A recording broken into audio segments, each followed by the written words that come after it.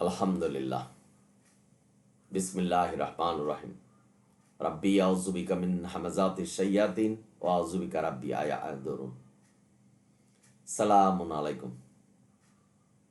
আমি Mostafa Kamal QM Quranic Messages YouTube channel থেকে আপনাদের আজকের ভিডিও দেখার জন্য সাদর আমন্ত্রণ জানাচ্ছি।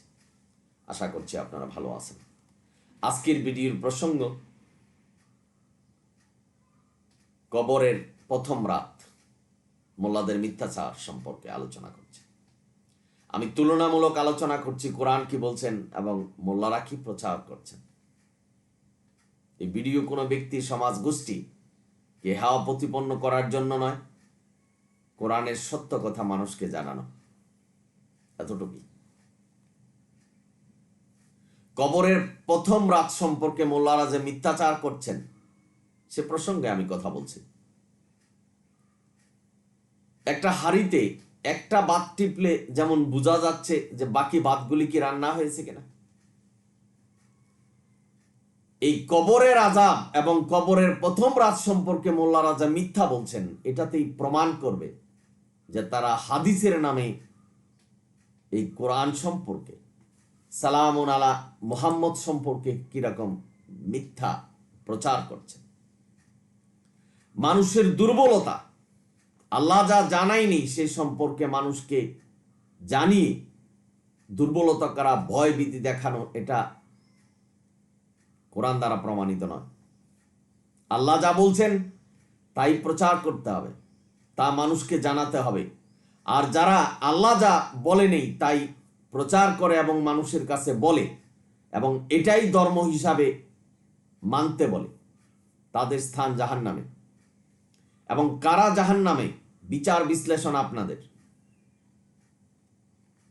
কবরের প্রথম রাত, কবর কি হবে কবরে নবী কি জানতেন? নবী কি গায়েব জানতেন? যেখানে সালামুন আলা মুহাম্মদ কে আল্লাহ বলিয়েছেন যে তুমি বলে দাও তোমাদের এবং আমার মৃত্যুর পরে কি হবে জানি না, নবী জানে না। কারণ নবীকে আল্লাহ জানায়নি, যতটুকু জানিয়েছেন ততটুকুই সালামুন আলা মুহাম্মদ জানেন, যেটা কোরআনে ডকুমেন্টেড, যেটা কোরআনে বর্ণনা করেছেন। সূরা আনফাল 50 নম্বর আয়াতে আল্লাহ বলছেন যে যাদের কাফেরের মৃত্যু হবে, যারা কাফের, যারা কোরআন অনুসরণ করে যায়নি, তাদের আত্মাটা বাহির হতে চাইবে না, টানা হিসড়ে করে বাহির করবেন এবং মুখমণ্ডল এবং পৃষ্ঠদেশ আঘাত করতে করতে তাদের আত্মা বাহির করবেন। এবং সূরা নাহলের 32 নম্বর আয়াতে বলছেন যারা পবিত্র আত্মা, তাদের আত্মাটা চলে আসবেন, সুন্দরভাবে ফেরেশতারা এসে সালাম দিবেন আত্মাকে। এই আত্মা ফেরেশতারা নিয়ে যাবেন, যেটা পবিত্র আত্মা ইল্লিনে এবং যেটা অপবিত্র আত্মা সিজ্জিনে, সেখানে অপেক্ষা করবে বিচার দিন পর্যন্ত। এতটুক নবীকে জানিয়েছেন, পক্ষান্তরে আমাদেরকে জানিয়েছেন আল্লাহ। এর মধ্যে আমাদের মোল্লারা অতিরঞ্জিত করে মিথ্যা বলে কি করছেন? বলছেন যে কবরের প্রথম রাত কি হবে আমাদের মোল্লারা জানেন। প্রথমেই আমি বলছি তারা প্রশ্নপত্র ফাঁস করেছেন মোল্লারা। আল্লাহ যেখানে বলেছেন এই কোরআন হলো তোমাদের নির্দেশনা, সূরা মুলকের 2 নম্বর আয়াতে আল্লাহ বলছেন আমি দুনিয়াতে পাঠিয়েছি তোমাদের পরীক্ষা দেওয়ার জন্য, সেটার সিলেবাস হলো কোরআন। এই কোরআন থেকে জিজ্ঞাসা করা হবে, শীঘ্রই কোরআন থেকে জিজ্ঞাসিত হবে, আল্লাহ এভাবে বলছেন কোরআনে। কাকে কি প্রশ্ন করা হবে সেটা আল্লাহ জানেন। আমাদের মোল্লারা বলছেন মান রব্বুকা, তোমার রবকে, ওমা দিনুকা ওমা নাবিয়ুকা। এই যে প্রশ্নগুলি, এটি কোথা থেকে পেলেন? প্রশ্ন আপনাদের কাছে, বিবেক বুদ্ধি। আজকে অনেক মানুষ কমেন্টস করছেন যে আপনি মিথ্যা বলছেন। আমি কোরআনের রেফারেন্স দিচ্ছি যে যুক্তি, যারা নাস্তিক তারাও নাকি যুক্তি দিতে পারে এবং আমাদের চেয়ে ভালো যুক্তি দিতে পারে, এই কমেন্টস করেছেন। আপনি মুসলমান কি না আমার জানা নেই, তবে আল্লাহ আপনাকে হেদায়েত দান করুক, এই দোয়া করছে। আমি আপনাকে একটা প্রশ্ন করছি, আপনি একটু চিন্তা গবেষণা করুন, এবং আপনি যদি আলেম হয়ে থাকেন বা আপনার পাশে আলেম থাকে, জিজ্ঞাসা করুন যে এই প্রশ্ন আল্লাহ জিজ্ঞাসা করবেন, এটা কোথা থেকে পেলেন? কবরে আযাব হবে এই ধারণা আপনি কোথা থেকে পেলেন, যেখানে নবী বলেছেন যে তোমাদের এবং আমার কি হবে মৃত্যুর পরে আমি জানি না, আল্লাহ কি করবেন। আল্লাহ যতটুকু জানিয়েছেন এতটুকুই আমাদের জানতে হবে। মিথ্যাচার, এই মিথ্যাচারের জন্য শাস্তি হবে। অতীব দুঃখের সহিত জানাচ্ছি যে কবরে আযাব হবে, গুর্জ মারবে, এই শব্দগুলি নাকি শিয়াল, কুকুর, গরু, ছাগল শোনে, মানুষ আর জিন জাতি শোনে না। যেখানে আপনাদের চোখে পড়ছে কিনা আমি জানি না, কিন্তু আমি দেখেছি যেখানে মানুষের লাশ শিয়াল, কুকুর টেনে উপরে উঠে সেটাকে খেয়েছেন, এবং মানুষ জানেন যার জন্য বাঁশ দিয়ে বেড়া দিচ্ছেন, বা এই ধানের যেই কুড়া গ্রাম্য ভাষায় যেটা বলা হয় সেটা দিচ্ছেন, যাতে শিয়াল কুকুর না আসতে পারে। আপনাদের কথায় আপনারাই এই কার্যগুলি আপনারা যেহেতু করছেন, তার মানে শিয়াল কুকুর যেন এই লাশটাকে উঠাতে না পারে, অথচ আপনারাই বর্ণনা করছেন যে শিয়াল কুকুর এই শব্দ শোনে। তো যেখানে একজন মানুষকে গুর্জ মারছে, যেখানে আগুন জ্বলছে কবরের ভিতরে, যেখানে সাপ বিচ্ছু কামড়াচ্ছে, চিল্লাচিল্লি হচ্ছে, দুনিয়া কাঁপানো চিল্লাচিল্লি হচ্ছে কবরের ভিতরে, সেটা শিয়াল, কুকুর, গরু, ছাগল জানে, তো তারা খেতে যায় কি করে? কথা বলছেন, চিন্তা গবেষণা কি করছেন যে মানুষ কি বলছেন? নবীকে মিথ্যা বানিয়ে বলছেন নবী পিছন দিকে দেখতেন, যুদ্ধ করেছেন, আহত হয়েছেন নবী, কিছুই জানতেন না যুদ্ধে কি হবে, জয় না পরাজয়। ইনি যদি জানতেন তাহলে সাহাবীদের নিয়ে তাদের সাথে যুদ্ধ করতেন না এবং মৃত্যুবরণ করতেন না। নবী যুদ্ধের আগে আল্লাহর কাছে দোয়া চেয়েছেন যে আল্লাহ তাদেরকে প্রতিহত করার জন্য যুদ্ধ করছে, আমাদেরকে রক্ষা করো। ভাই বোনেরা, আপনারা যারা শুনছেন, এই প্রকৃতি সম্পর্কে আপনাদের ধারণা নেই, যারা বিরূপ মন্তব্য করছেন, কোরআনের কথা বললে যারা বিরূপ মন্তব্য করছেন। আল্লাহ বলছেন অধিকাংশ মানুষ এবং জিনকে আমি জাহান্নামের জন্য সৃষ্টি করেছি। এমন কথা বলেছেন যে অধিকাংশ মানুষের কথা শুনো না, তাহলে তোমরা কোরআন থেকে তোমাদেরকে দূরে সরাবেন। কোরআনের কথা শুনুন। কোরআন যা বলেছেন, কোরআন আমি সম্পূর্ণ করেছি, এবং কোরআনে সূরা আনামের 38 নম্বর আয়াতে বলছেন আমি সব কিছু বর্ণনা করেছি। সুতরাং এই আল্লাহর কথাকে যদি শ্রদ্ধা করেন, মানেন, তাহলে এই কোরআনই মানতে হবে। আর যদি অস্বীকার করেন, যা কিছু তাই করতে পারেন। যারা কোরআনের আয়াত শুনে অন্ধ বধিরের মতো আচরণ করে, তাদের স্থান জাহান্নামে। এবং আজকে আপনাদের মতো মানুষ কমেন্টস করছেন যে যারা নাস্তিক হয়েছেন তাদের কাছেও যুক্তি আছে। কোরআনের যুক্তি আর নাস্তিকদের যুক্তি কি এক ভাই? আপনি একটু চিন্তা গবেষণা করুন, আল্লাহ যেন আপনার হেদায়েত দান করে, সেই দোয়া আমি করছি। যেখানে হাদিসের আপনি মাইন্ডসেট করে ফেলেছেন যে হাদিসই মানতে হবে, এই মানব রচিত হাদিস, এবং বিশ্বাস করছেন যে নবীর বাণী এই হাদিস, তাদের স্থান জাহান্নামে। কারণ কোরআনের কথা বললে আপনাদের গা জ্বলবে, শয়তান আপনাদের ভিতরে ঢুকে গেছে, এটাই বিশ্বাস করতে হবে। কবরে গুর্জ মারছেন, এমন কথা বলছেন যে যারা এই দুনিয়াতে অহংকার করে চলেছে মাটির উপরে, সেই মাটি নাকি চাপ দিবে, একদিকের প্রাজর অন্যদিকে নিয়ে যাবেন, ভেঙে ফেলবেন। ভাই বোনেরা, এই আযাব, যত শাস্তি, যত কল্যাণ সব আল্লাহ দিবেন, সেটা বিচারের পরে। আল্লাহকে মিথ্যা বানাচ্ছেন।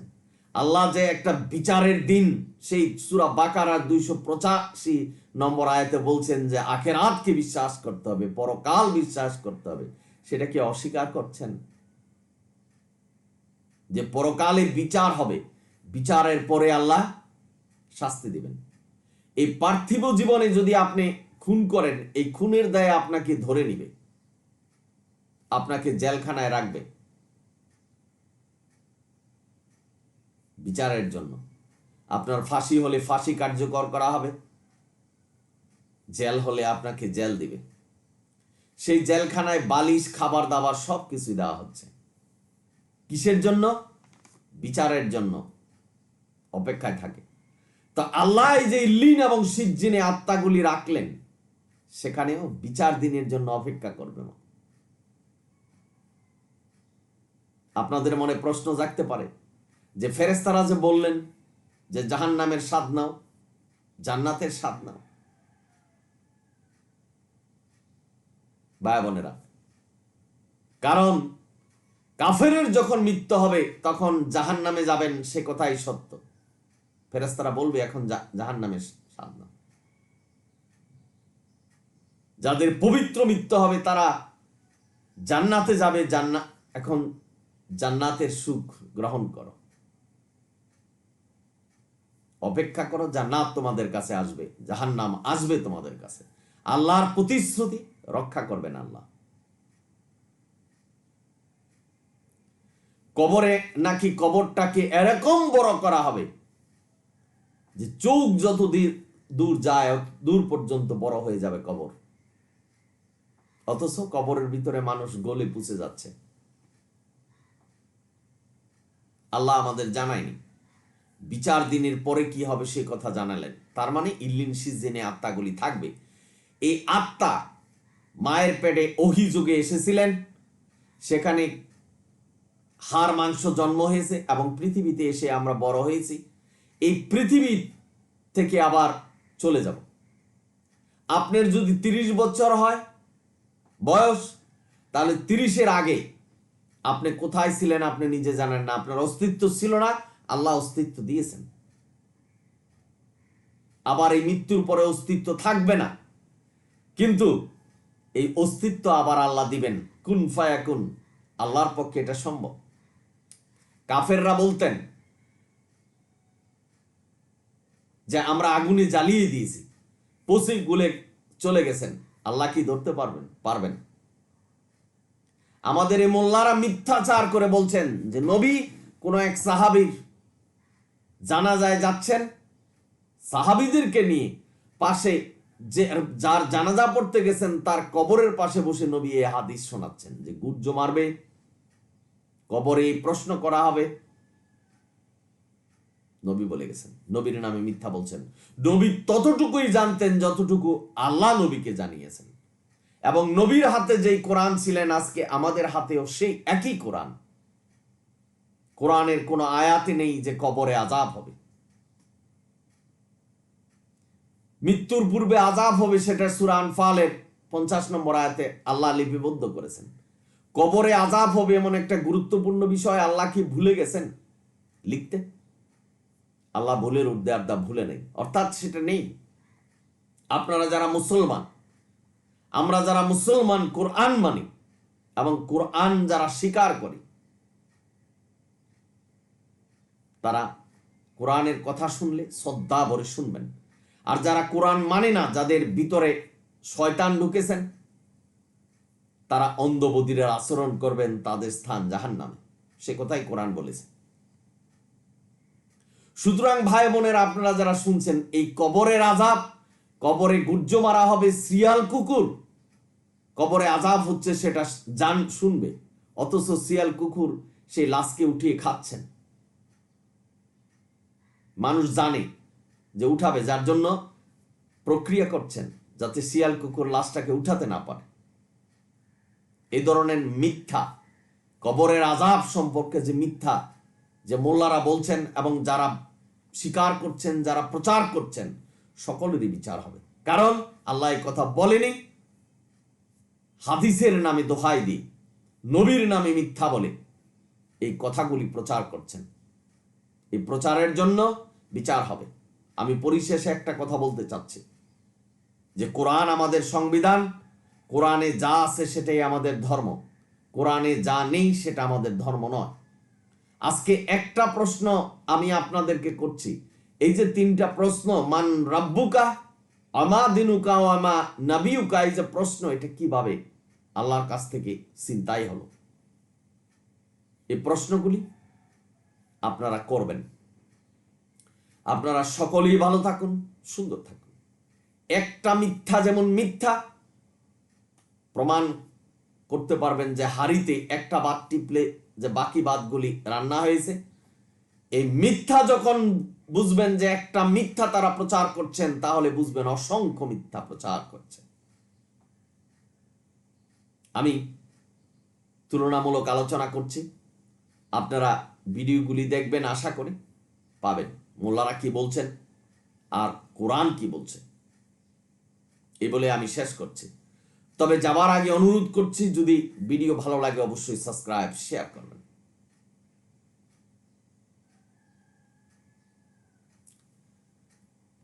আলহামদুলিল্লাহ রাব্বিল আলামিন। সালামুন আলাইকুম।